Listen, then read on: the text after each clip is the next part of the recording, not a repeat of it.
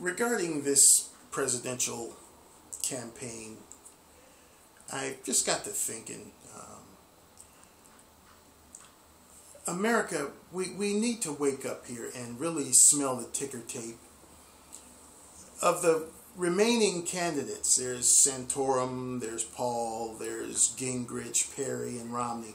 And if I forgot any others, well, sorry about that. But of these major five, I was just looking at their little records here since their big wins, you know, back east and what have you. They're spending millions of dollars on their campaigns. And you might say, well, what's wrong with that? That's what they always do. Oh, okay, I'm looking at it this way. They're spending $1 million on campaigns to do what? To backbite, to belittle, to slander, to mudsling, and to do any other kind of nasty thing to their opponent. And they're spending millions of dollars to do this. Well, to me, that shows fiscal irresponsibility. What good is it going to do for you to mudsling and spend millions of dollars of your hard-earned money, plus money that trusting people who want you to be president are sending you? What kind of message does that send to those people? And what is it you're trying to prove? Put the other guy down, make yourself look big? Yeah, and many will say, well, that's been going on ever since the political game has started. That's my point. If they're backbiting and showing these same old tendencies that we've had to put up with all this time, then how new is that presidency? How good are they going to be in the White House? How good are they going to be when they have to reach across the aisle to try to make a friend to get a bill passed that might create some jobs, to get a bill passed that might put more money on your table, more food in your refrigerator, to bring down gas prices, to get you a job? If they're bickering and backbiting amongst themselves as Republicans, then it's just going to be business as usual. And that's our major problem in Washington. Things have always been done the way they've been done because people refuse not to do what they've always done. Somebody needs to break the cycle. Now, I'm going to profess that I don't know about campaign contributions or what they're supposed to be used for other than running your campaign or what have you. But if there were a way possible, and say I were a presidential candidate, I wouldn't spend that kind of money to backbite and try to bring somebody else down. What I would try to do is I would start getting out there on the road instead of pressing the flesh and kissing babies and what have you. I try to set up some kind of systems where America could get some jobs. I try to do something before I even got to the White House. What better testimony, what better campaign promise could that be to the American people than to try to get them some jobs even before you get to the White House? In fact, in my mind's eye, I'd probably say, well, hey, Joe Blow over there, who's a candidate, man, look at what he's doing. He's already created 20,000 jobs, and he's on the campaign trail. What more could he do if he were actually sitting in the White House? But oh no. Oh yeah, Rick Perry, he's this, and don't vote for him because he's a crook, and Mitt Romney does this, and this one does that, and this one didn't do that, and it's counterproductive.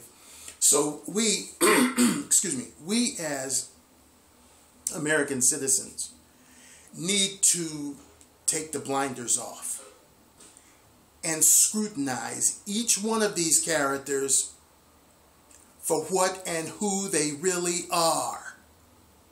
Because we're going to have to put up with them if they make it to the White House.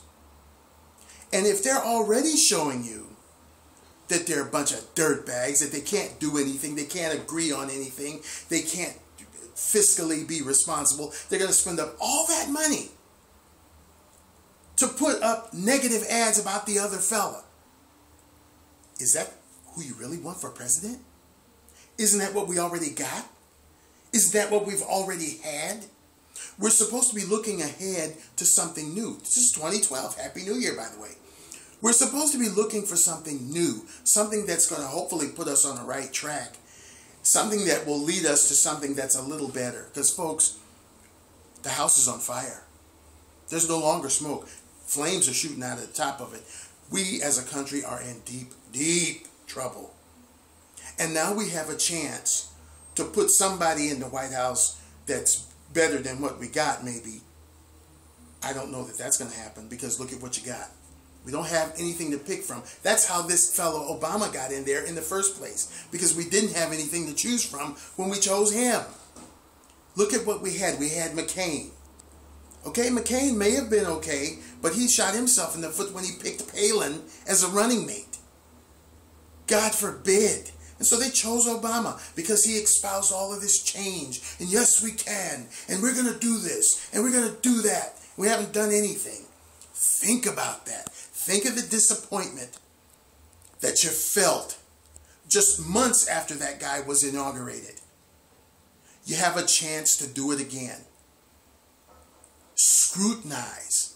Don't look at their beautiful smiles and their pretty boy gestures and all of this crapola. Look past the $5,000 Giorgio Armani suits. Look at this character for who he is. Is he a backbiter? Is he a mudslinger?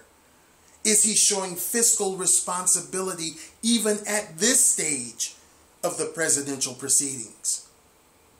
Does he have your best interest at heart, or does he want a fat paycheck and to be taken care of when he gets his butt out of office and be looked after by the Secret Service until he croaks and collect all that money after his presidency? What is he going to do for America? Is he going to maintain this rock star mentality that I spoke of earlier in some of my videos? Or is he going to roll up his sleeves and get in there and get at least a portion of the job done? Because this is a monumental task. Let's not fool ourselves.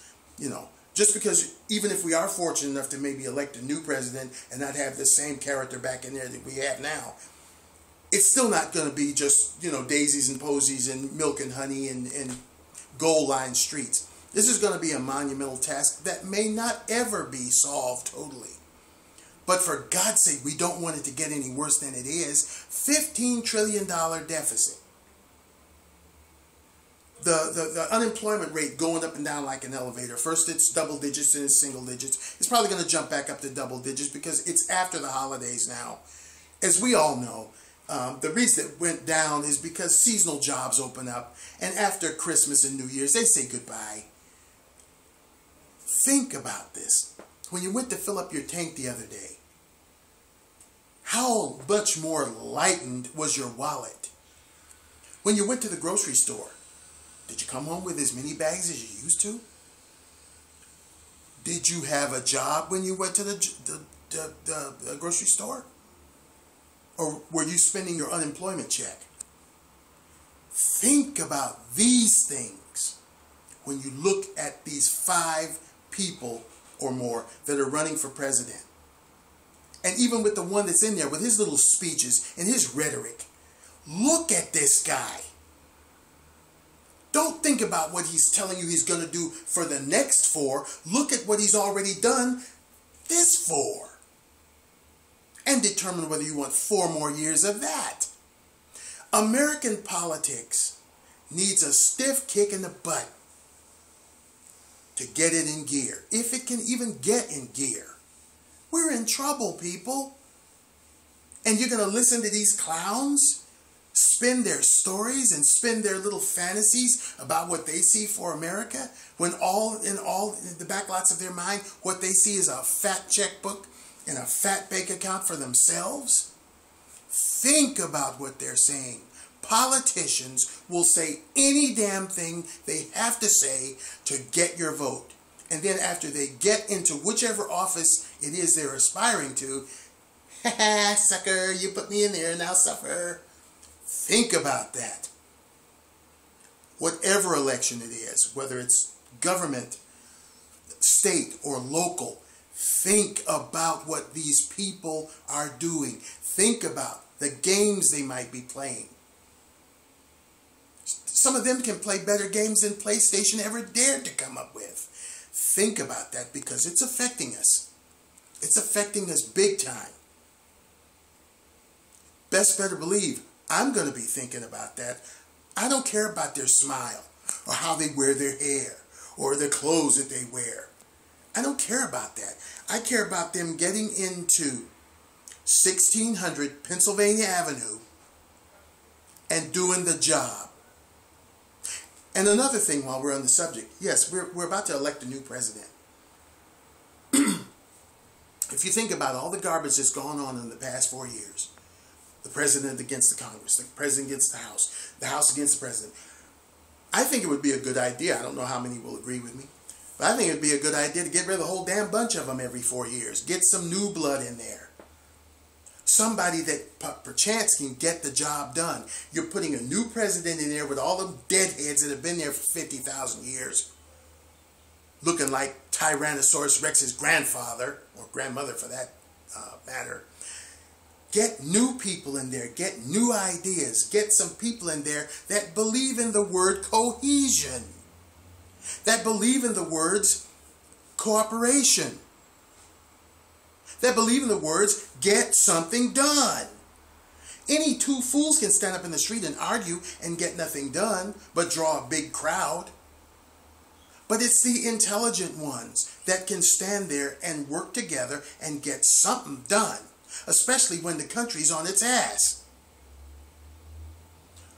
I implore you, think very carefully about what you put in the White House, what you put in the governor's mansion, what you put in the mayor's mansion, what you put in that seat in Congress or the House or even the Supreme Court. Because you best better believe it's going to have a direct impact on your life. And that's all I got to say on that one. Again, as always, I thank you for listening. Bye-bye.